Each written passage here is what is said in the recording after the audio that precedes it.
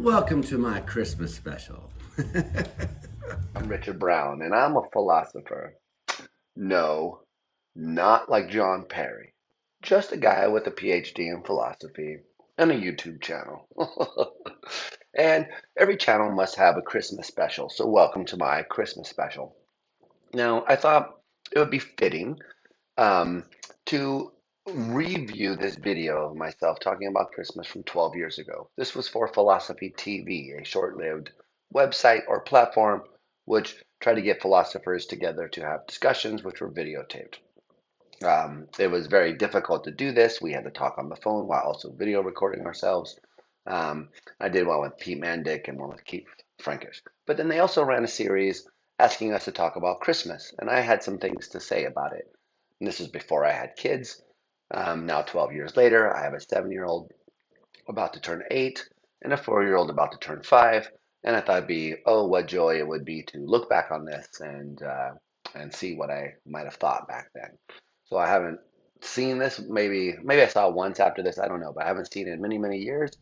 I have a vague memory of what I said. I was a lot less gray back then. Um, so let's see what I had to say. Wait, hold on. Well, there are a couple of philosophically interesting issues surrounding Christmas that I would like to briefly talk about. So, the obvious one is lying to children. Yeah. Clearly, lying is a bad thing and should be avoided when unnecessary. Some people, like of course Kantians, thought that lying is always wrong.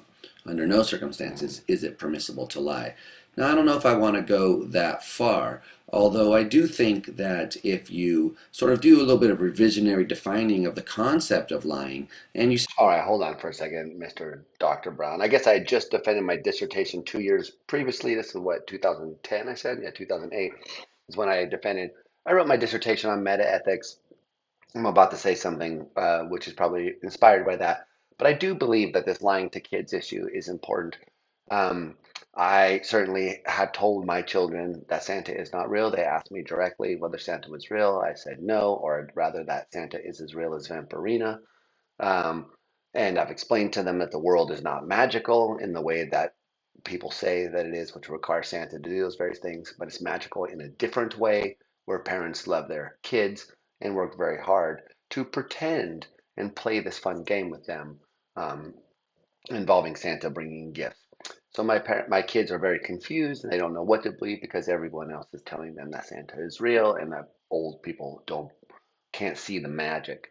So I really do object to this way of addling the mind of the kids, and I really do believe that reality is magical enough as it is, and it's fun to pretend that Santa is real, and that's a perfectly fine way of engaging with it. So I don't believe you should lie to children and tell them this. Um, it's fine to pretend and not tell them, but if they ask you, "Is this real?" I firmly believe you should say no. So. I have not changed my mind on this, although I can tell you the other day that my son muttered under his breath, I knew Santa was real. So there's conflicting information. Um, all I know is that when asked a direct question, I felt obligated to tell the truth. And if anyone asked me, I would tell them the same thing. Um, but it's part of the pretense that old Grinches like me don't know about Santa. So let's see what I'm going to say. simply mean by a lie an unjustified falsehood, then I think you can save Kant's notion that lying is always wrong. Unjustified falsehoods are always unjustified. But of course, that brings up that's not exactly what Kant meant, perhaps, because it does leave the possibility open that there are justified falsehoods. And so that certainly would be my view, for instance. So then when we sort of look at the issue of children and lying to children, the question would be, is this an instance of a justified falsehood? And I think that the answer is no. And there are a couple of reasons why I think that. So just briefly, children are especially trusting and gullible. And if an authority figure tells them something, they're likely to just believe it. So you're taking advantage of children. And of course, children are not fully rationally developed. So you're taking advantage of them in an especially So these are the words of a man who's never met a child, by the way, just so you know. Vulnerable state, and that somehow I think reflects poorly on you. So not only that, but there are sort of more Kantian reasons why it's morally impermissible That's not a to Kantian lie to reason. children. And one of these, I think, is that it doesn't instill in them the proper respect for the norm that truth telling has to play if we're going to live in a free society where we're engaged. Yeah, okay, so I've heard that argument before. I guess I'm less convinced by that that argument. The kids are lying all the time. You do have to enforce it to them to tell the truth. It's something that takes effort to get them to appreciate. Um, but I guess I'd say, I guess I'm more leaning towards saying what I said just a second ago, which is that um, it doesn't give the way the world actually is its due credit. That seems to me to be the real thing I would object to at this point. But let me go ahead and make this point about norms of truth telling. Engaged in rational inquiry, like for instance science. So it really illustrates that the truth is something that can be trampled, and this is bad. And of course, this is a lesson that they'll especially Insufferable, adopt, dude. perhaps being so young and open to these kinds of things.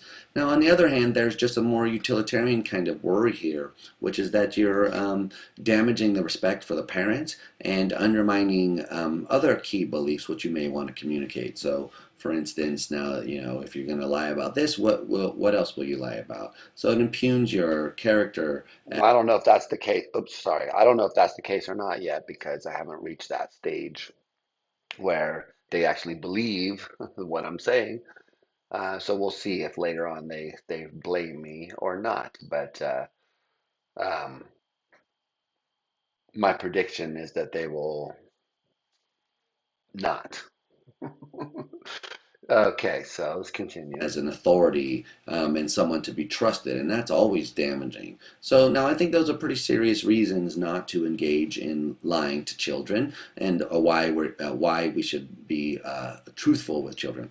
Now, of course, you may say, well, what about childlike innocence and wonder? Doesn't a kid need to believe in Santa? What's the harm in that? You might ask. Apart from these sort of dramatic worries about whether or not they'll have respect for the truth and trust the parent. Well, I think that you can recapture most of what we should be doing simply by talking about pretense instead of lying. So there, of course, is nothing wrong with pretending with your child that Santa exists or pretending that Santa comes and delivers presents on Christmas Eve.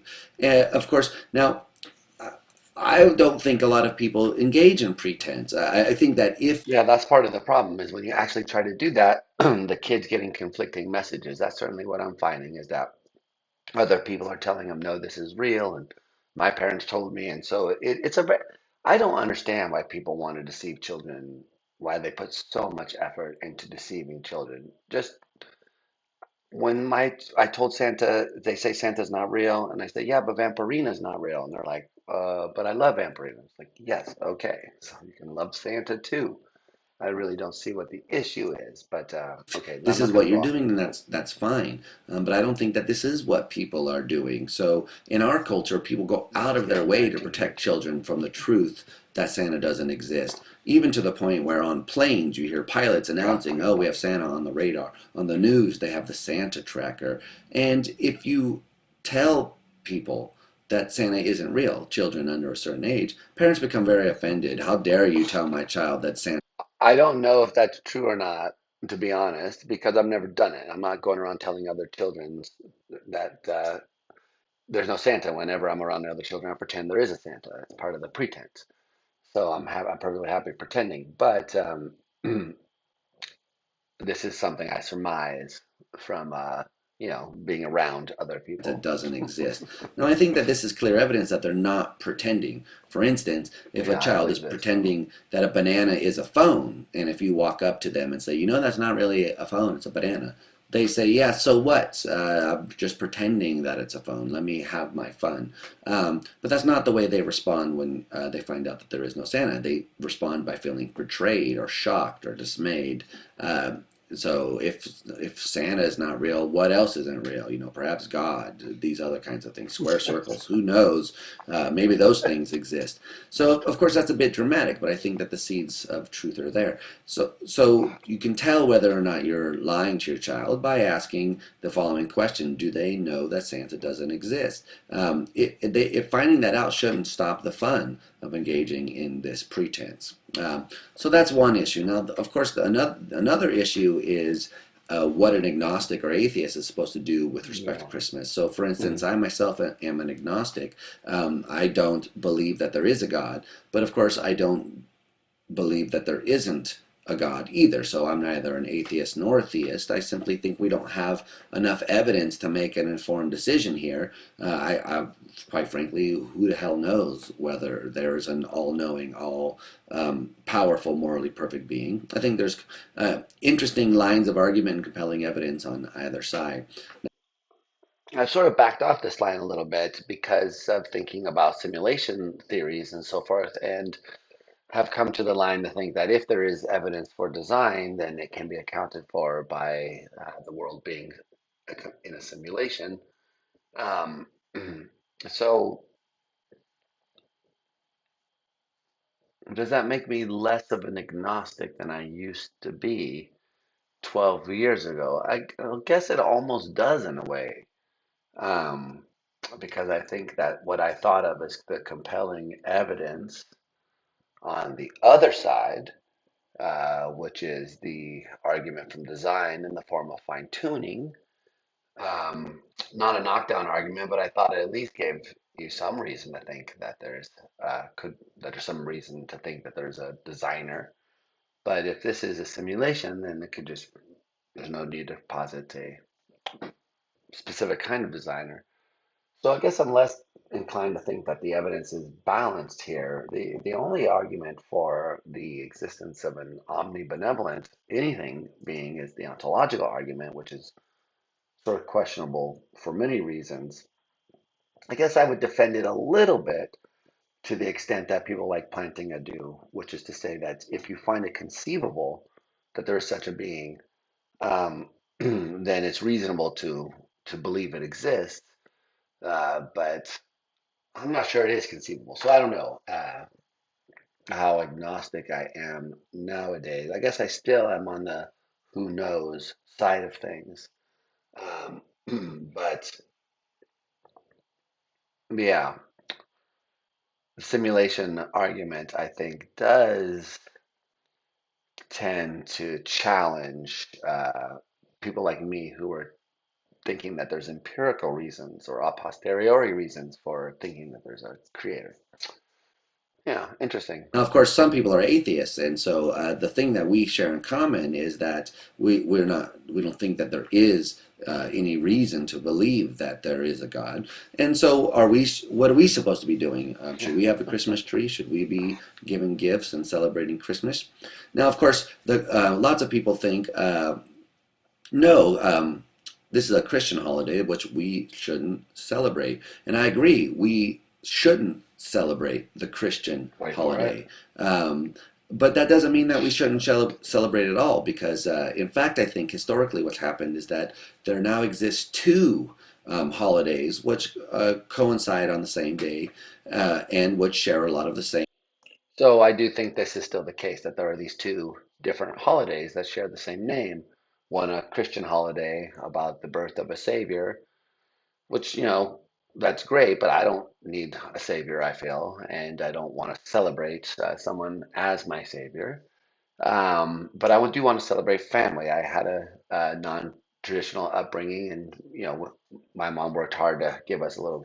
Well, we did have, but it was Christmas was about getting together and being grateful for what you had and being with the ones that you love. And I still think that's those important values, whatever denomination of the world you come from. So.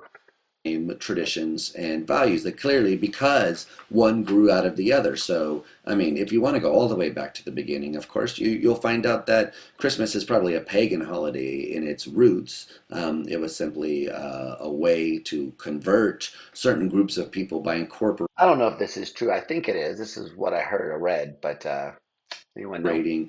dates that they already revered into the Christian religion. So hence why we may have biblical evidence of Jesus' birthday being at one season, and then we celebrate Christmas in the winter. So there's that issue. But of course, Christians don't think they're celebrating a pagan holiday. They think that's because out of that grew this actual Christian holiday where they commemorate the birth of their Savior and the things that He died for. So similarly, now out of that has grown a secular holiday, and this is of course just because secularism is just getting off the ground. Really, as many philosophers have pointed out, we're not quite sure how secular ethics will develop, and we don't know exactly what a completed ethical theory looks like. Yeah, so this is one of the main arguments I still think that people will fall back on is that you need a source of morality in the form of the traditional God.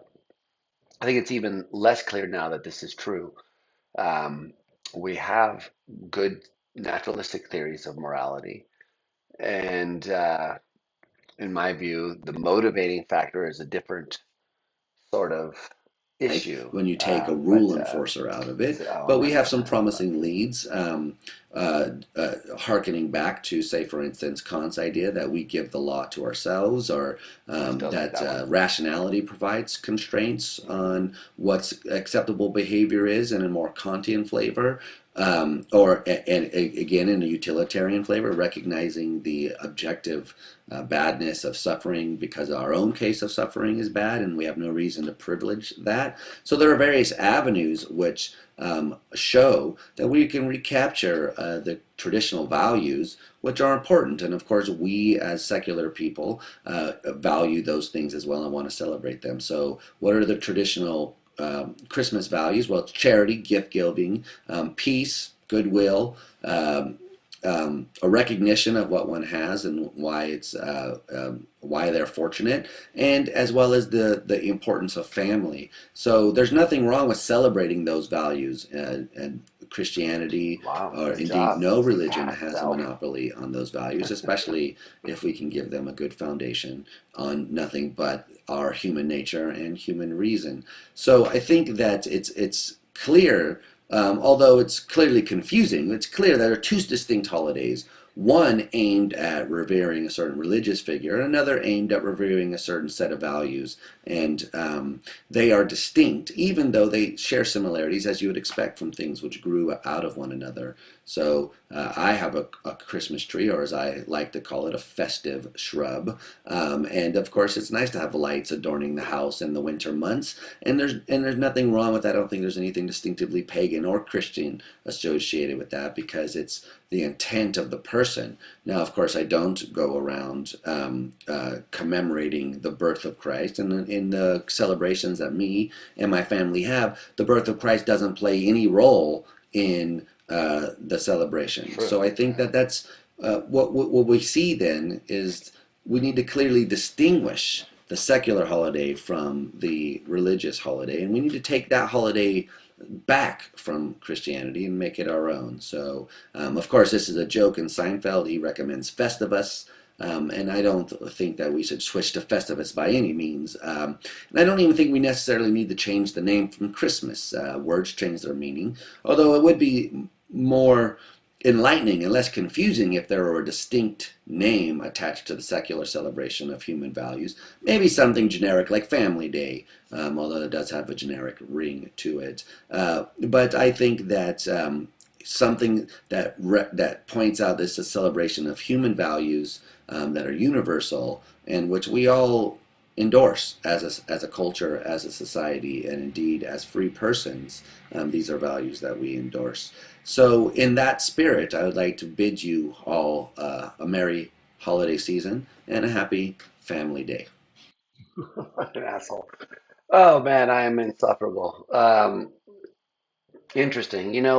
I think that even more now, looking back on this, that you can see that this has actually happened. So there's been pushback on it because, like in where I live, I see signs all the time around this time of year that say "Keep Christ in Christmas," for example.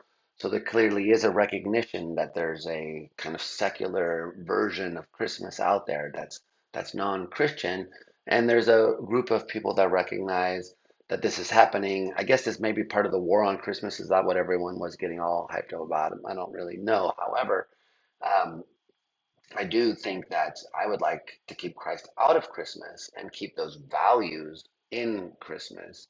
And I'm not against other people recognizing the birth of someone they think of as their savior.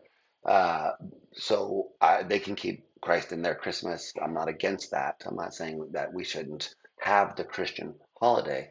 But I am still for the idea that we should recognize that it's not merely a Christian holiday. There is something else here, which you can share with even persons who are non-Christian, and it's not merely getting gifts and overindulging, but it's these universal shared values that we would like to reclaim. And I don't know about taking back the holiday. I don't like that terminology, but I do think it's important to emphasize that as a person who is not religiously oriented, that nonetheless there is importance in emphasizing these kinds of shared human ideals that we want to emphasize um, charity and togetherness and these other things which were mentioned.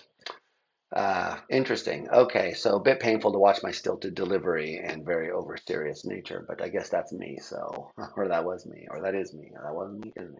Interesting. Okay, I'm out of here. Merry Christmas, y'all. Wish you a Merry Christmas. We wish you a Merry Christmas. Wish you a Merry Christmas.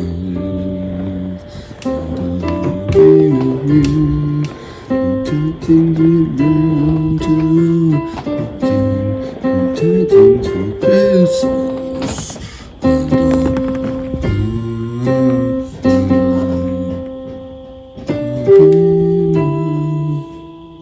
Yeah.